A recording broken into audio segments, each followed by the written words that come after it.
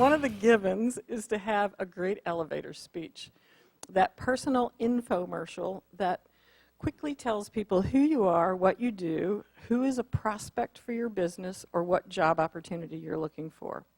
Today's presenter is a speaker, a coach, and an author of a popular self-help book, No Sweat Public Speaking. They're over here on the table. We have an autographed copy at Go Network.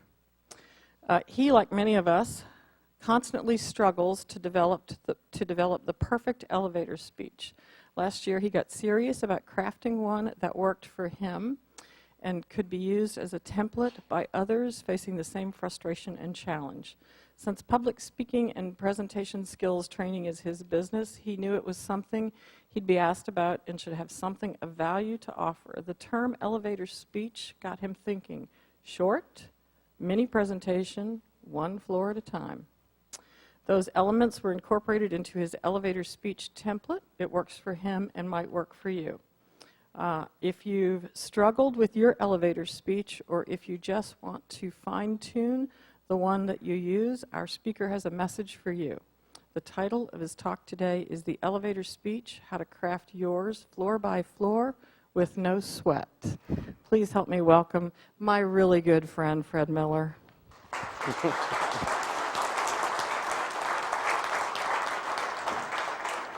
Oh, thank you, Ronnie. Another success story. I'm going to see Ingrid Owen this afternoon. And Ingrid was out of work for a while, and she's now working for Xerox.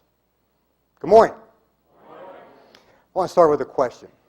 How many people, by a show of hands, have changed, modified, or tweaked their elevator speech in the last year? How about in the last 6 months? How about in the last 6 weeks? How about in the last 6 days? Oh, I have always struggled with mine. I mean, it's been a constant thing. Let me get this going. It's been a constant problem. And we all attend those events where somebody says, you know what, before we get started, and it could be a social event, it could be a seminar, or it could be a networking event. And the leader gets up and says, before we get started, let's go around the room. Everybody stand up, tell us who you are, what you do. Give us your elevator speech. Well, I used to feel like this. Oh my gosh. And then I don't want to make eye contact, so I'm looking down. I'm even thinking about maybe I'll fake that my phone is ringing so I can leave. Anybody been like that?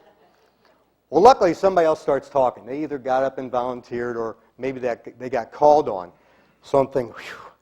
But then I'm thinking, and I'm like this, I'm thinking, what if the person who's going to speak right before me just gives one of those killer speeches, you know, they knock you out? That would be worse than being first. So I'm thinking about grabbing my phone again, thinking that maybe I should fake like I have a call and leave. Has anybody ever felt like that? Yeah. Oh my gosh. But then there are some good elevator speeches. Some people are good at them. But so many of them, they just bore us to death, don't they? You know, put you to sleep. Some go on and on. I mean, I've got a friend, if he sells 100 products, he would tell you about 99 of them. And then he goes into case studies. Too much information. Anybody ever hear things like that?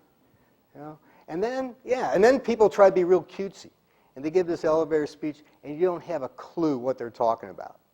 Has anybody heard one of those? Yeah, it's terrible.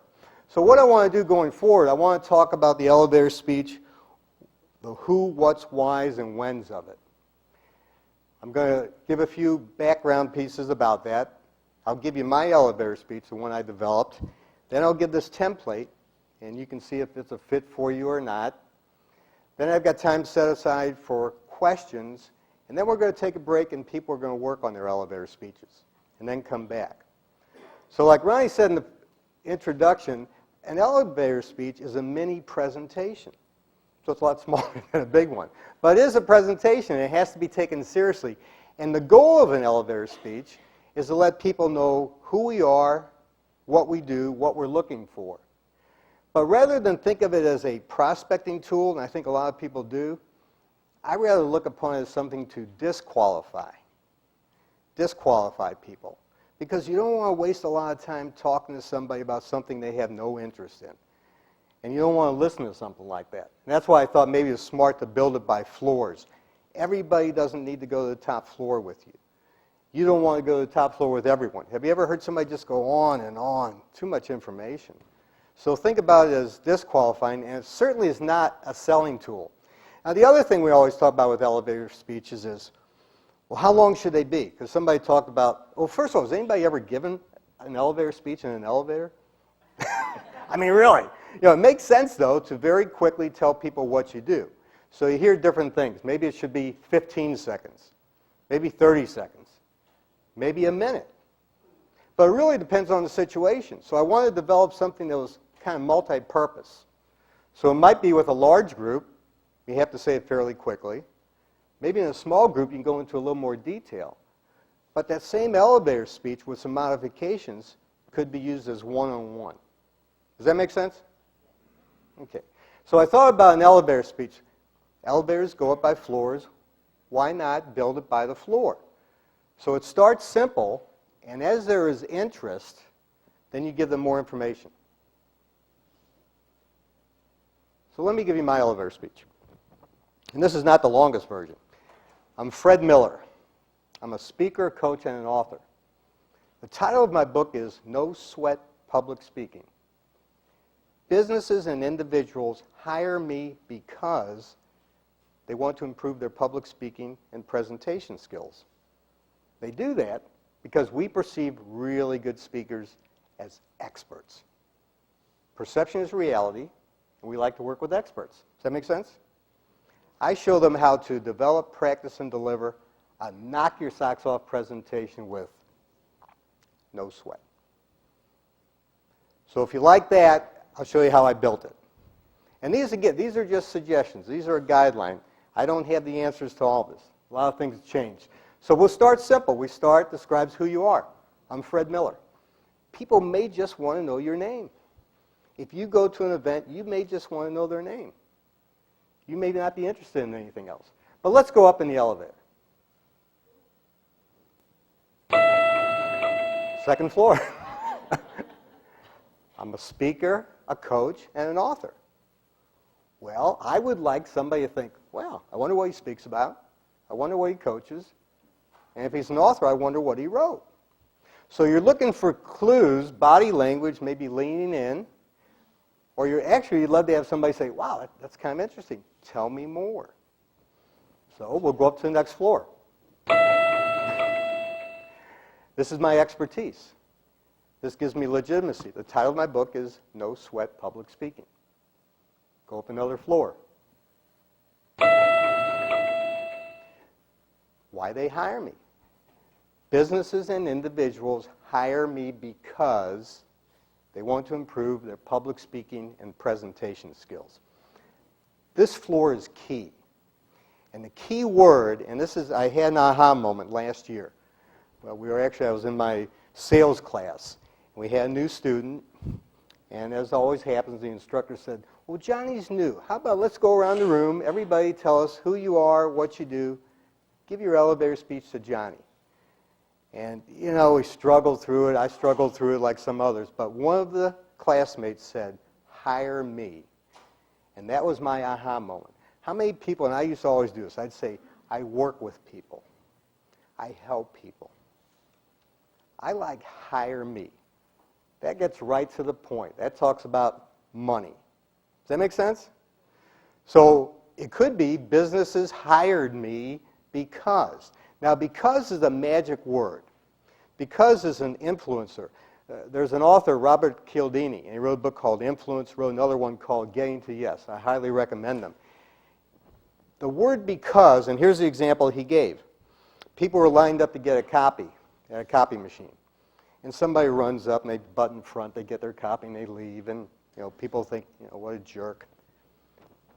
But a lady runs up, she says, excuse me, I need to get a copy right away because my boss needs it for a meeting right now. And people step back. So two phrases there. Hire me because. Because this work with people, help people, I don't think that tells the same thing. So they hire me because, we'll go to the next floor and give a little more information. They do this because we perceive really great speakers as experts. perception is reality, and we like to work with experts. Make sense? So the next floor gives a little more information. I may or may not be able to do this, but I would in a smaller group. I say they do this because we perceive, really good speakers,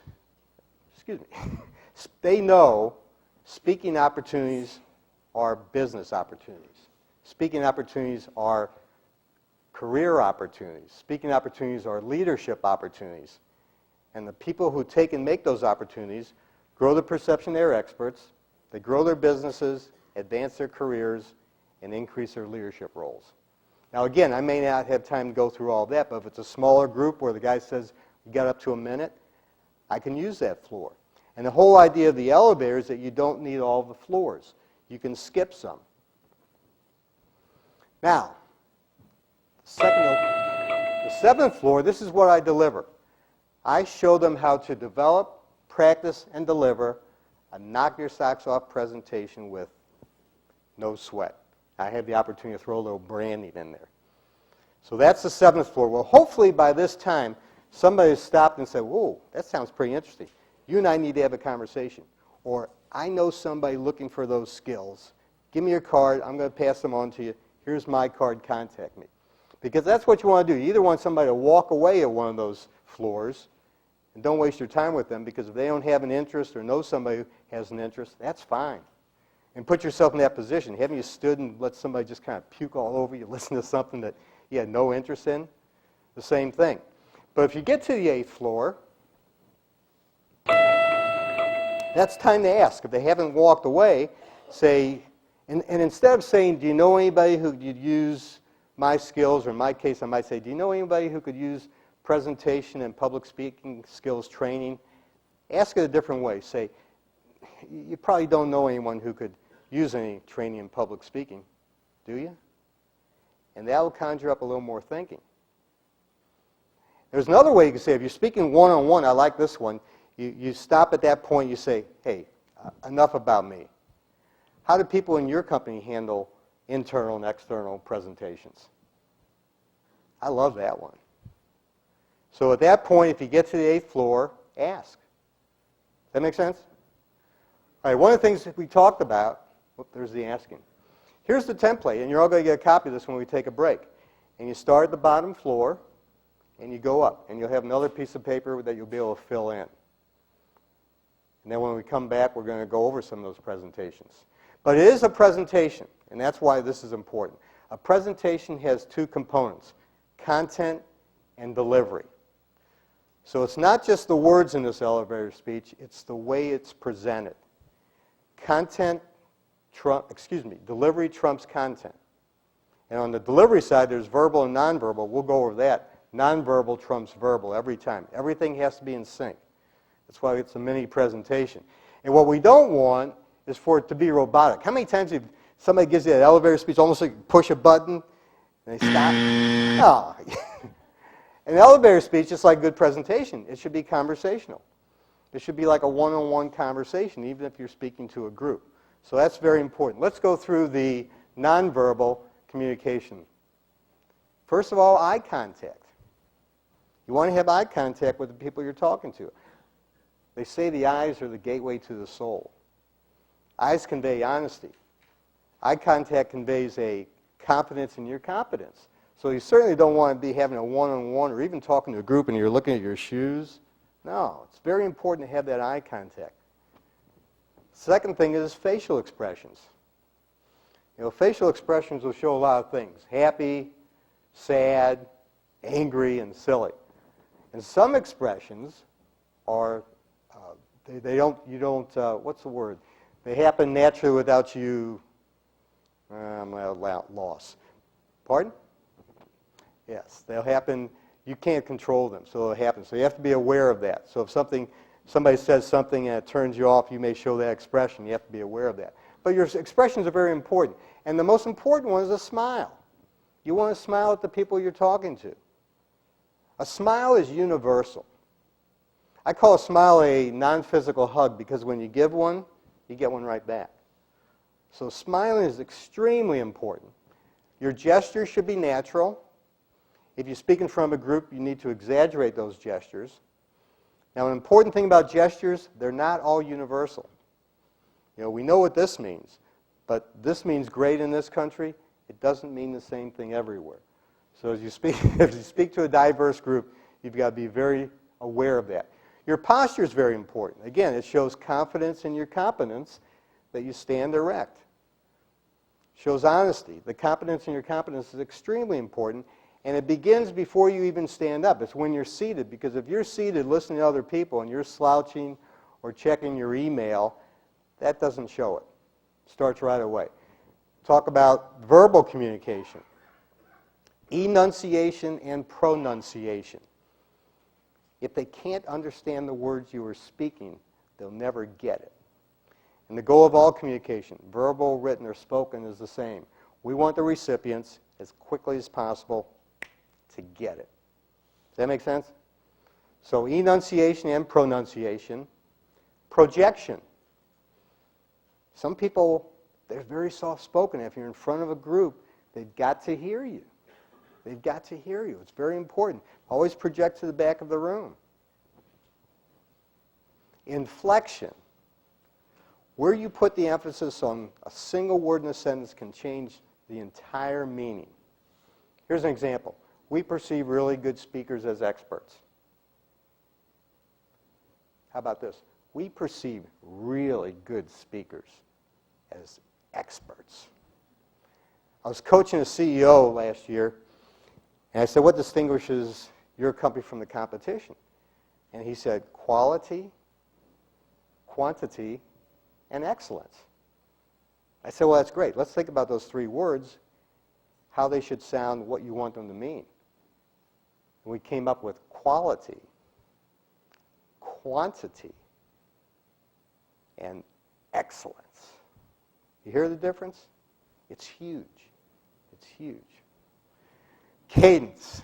Now, I think for some reason, whenever people give an elevator speech, it's like you're in a race. You think you're on one of those high-speed elevators, and you have to get out very, very quickly. So you want to speak probably about 120 words per minute, but you have to speak slowly enough that they understand what you're saying. And you're only speaking 15 seconds to a minute. I think some people have that 1-minute elevator speech, and they give it in 15 seconds. Anybody ever hear somebody do that? I've given a few of those. Pausing. Pausing is really tough for a couple of reasons. First of all, you think you're rushed. I've only got 15 seconds. I got to get this in. But we also tend to fill that airspace by pausing. By not pausing, excuse me. So pausing is important. So if I went back to that sentence, I said, we perceive really good speakers as, pause, experts. Because the pause lets you give emphasis to a particular part of your presentation. Lets them think about it. Because if you don't pause, it looks and sounds like this. Here's a few other tips. First of all, always take the temperature of your audience. That's if you're giving a presentation, if you're speaking one-on-one. You want to look at facial expressions. You want to have eye contact, body language. If they give you an inquisitive look, good. You need to repeat it or you need to say it differently. So even though you might be the only one speaking in your elevator speech, you've got to take the audience's temperature, even if it's one person. Very important. You want to have some interaction. I think several times this morning I've said, does that make sense? That gets the other person involved, doesn't it? Makes them pay attention. That's important. Buzzwords, and a lot of you come from the corporate world. Acronyms, buzzwords, specific lingo, we all have them from different organizations. Don't use them. Words like that do not impress people. You lose them because nobody's going to say, I don't understand. We see the emperor with no clothes, but we don't say anything. Here's an example, not necessarily from an elevator speech, but we'll leverage these strong form learnings into an impactful deliverable going forward. It means we'll use this information in a document. Some of you from the corporate world, any examples of corporate speak that you might want to share with us? Yes, ma'am.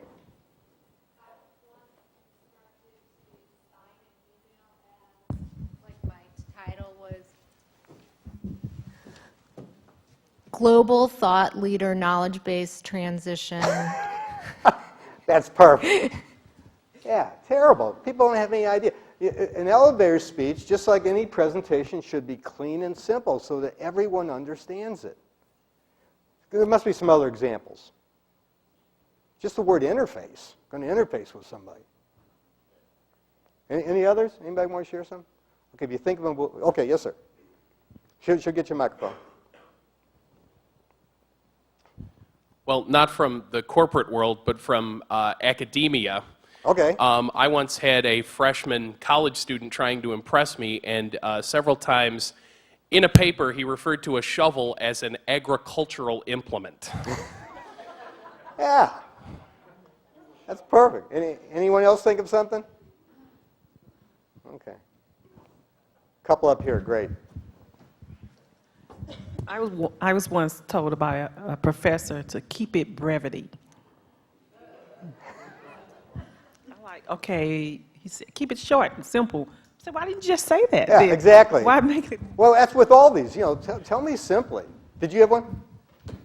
Right, he's another one up there.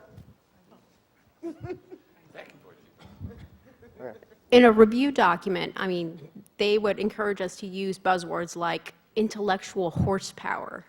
And, Yeah. And the speaker would get up and actually use that word, intellectual horsepower, so everybody around our table cracked up. So it was funny.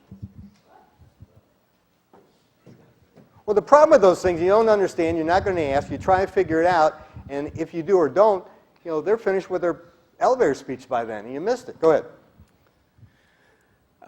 I've worked in IT for many years, and this is a Dell issue here, is we're looking on the rail log to determine the IMAC-D procedures that we can improve. That's terrible. Okay, I think we have one down here. Yes, I was at work one morning, came down the stairs, and the boss and his assistant were slumped over a dictionary and saying, spell exacerbate. So I spelled it for them, which they were kind of surprised at. And they said, the boss says it means aggravate. I said, well, if you mean aggravate, say aggravate. He said, no, I'm going to put exacerbate. I said, well, first of all, you can't spell it. And then is the recipient going to know what you mean? Oh, she'll know what I mean. So, okay. Oh, you're right. Clean and simple is the rule. Well, here, I've got a video. I think you'll like this. It goes right to the point. For a number of years now, work has been proceeding in order to bring perfection to the crudely conceived idea of a transmission that would not only supply inverse reactive current for use in unilateral phase detractors, but would also be capable of automatically synchronizing cardinal grammeters. Such an instrument is the turboencabulator. Now, basically, the only new principle involved is that instead of power being generated by the relative motion of conductors and fluxes, it is produced by the modial interaction of magneto-reluctance and capacitive directance. The original machine had a base plate of prefamulated amulite surmounted by a malleable logarithmic casing in such a way that the two spurving bearings were in a direct line with a panametric fan. The latter consisted simply of 6 hydrocoptic Marsal vanes so fitted to the ambifacient lunar wane shaft that side fumbling was effectively prevented. The main winding was of the normal Lotus O-delta type placed in panendermic semi-boloid slots of the stator, every 7th conductor being connected by a non-reversible Tremie pipe to the differential girdle spring on the up end of the Grammys. The turboencabulator has now reached a high level of development, and it's being successfully used in the operation of Nofertrunnions. Moreover, whenever a fluorescent score motion is required, it may also be employed in conjunction with a drawn reciprocation dingle arm to reduce sinusoidal repleneration. It's not cheap, but I'm sure the government will buy it. How does he do that with a straight face? But if somebody's giving you their elevator speech and they're talking like that, that's not going to impress you. You lose people, and some people try to speak like that. So clean and simple. Here's the next tip. Practice. Practice, practice, practice. Malcolm Gladwell, anybody read his book Outliers? Talk about ways of being successful. And one of them was practicing. Remember how many hours? 10,000 hours. 10,000 hours to be an expert. I'm always practicing. Steve Jobs, who was the best of the best at presentations, if he had a 90-minute keynote presentation on a new Apple product or service, would practice for weeks. For weeks. So you've got to practice that elevator speech. Malcolm Gladwell also said, practice isn't what you do once you're good, it's what you do that makes you good. So practice out loud, practice into a recorder. You know, another example of practicing, what serious athlete would just show up for the big game, match, or meet? Nobody. Spring training's already started. Constantly condition yourselves. Or what singer, musician, or actress would just show up for the big concert, show, or play? Nobody. Constantly rehearsing and practicing. So practice, practice, practice all the time. And practice those little nuances where you have the inflection, where you pause. It makes all the difference in the world. So what we're going to do next, we're going to do a workshop. We're going to take a 10-minute break. People will get 2 pieces of paper. We'll have the elevator speech and a worksheet. We're going to do them in groups of 4.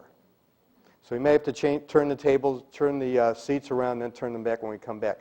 That's really important. The whole will be greater than the sum of its parts. Because sometimes you're so close to your own self that you don't know what you know. Here's how that was brought home to me. It was really profound.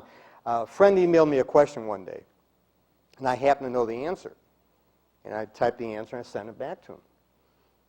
A few minutes later, I got a 1-word response. Wow. Well, I'm looking at that and I'm thinking, what's wow? It wasn't a big deal to me. So I wrote that, what's wow, and sent it back to him. Went back to work, and probably 10 minutes later, I got his response, and it was profound. What he said was, sometimes you're so close to your own knowledge base that's so wide and so deep, you don't know what you know. You don't know what you know. So your everyday, that could be somebody else's payday. Your everyday could be somebody's aha moment. And that's why we want to work in groups, so people will ask you those probing questions. What else? Tell me more about that. Does that make sense? One thing I want to mention, somebody mentioned it to me, a great discipline and learning tool is to blog. Somebody told me this and I listened to him. I'm not necessarily a disciplined person, but I blog once a week on my subject. And you don't even have to blog that you think anybody's going to read it, but blog every week, 500 words, that's all you need. You will be amazed at what you learn. Now here's another tip. Record that. I started putting the audio of my blog on each post. Here's how I found that. I've got a good friend, Russ Henneberry, and he's spoken here. And I went to Russ's post one day and I saw a little arrow, and I thought, well, let me see what that is. And I clicked on it, and here was Russ reading his post. So I'm listening to Russ, and I'm reading it myself, and I thought, well, why am I reading it? I mean, here's the author in his voice with the inflections, pauses, and emphasis he wants. Why should I read it? And the text is there if I need to refer to something. Well, then I started to do it, and it was a very humbling experience. I found grammatical errors. I found spelling errors. I found things that could have been rewritten, and hopefully I did. And then I started listening to those posts. That was very humbling too. I found that sometimes I mumbled, sometimes my voice trailed off, but the combination of written posts plus audio posts equals better writing and better speaking. So whatever your subject is, just that discipline of doing it once a week and putting it out there and listening to it, it's tremendous. Just a tremendous thing. Now, before we get started in our groups, I want to make sure people do this in groups because it's very, very important to work in a group. Because, again, you don't know what you know. A quick example, I was coaching a lady on a presentation, and part of what every speaker should do is write their own introduction. And she handed me her introduction, and there was just nothing there. And I said, wait a minute, didn't you tell me you worked at NBC as a producer? And she says, yeah, but that's not. I said, whoa, that's big stuff in my world. And I said, who are some of your customers? And she names 4 or 5 of the biggest companies in St. Louis. She was too close to that. She didn't realize how important that was. I can actually say this about the elevator speech. It was at the prodding of a friend who said, write an elevator speech blog because people need that. And I had more hits on that blog than I have on any other blog I've written, I think.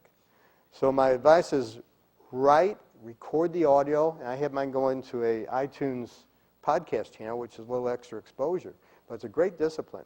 Now, before we get started in our groups, does anybody got any questions about this? And again, this is just a guideline. If you have something that works better for yourself, that's fine. Any questions at all? Okay, let's give it about 20 minutes, and then we're going to ask for volunteers.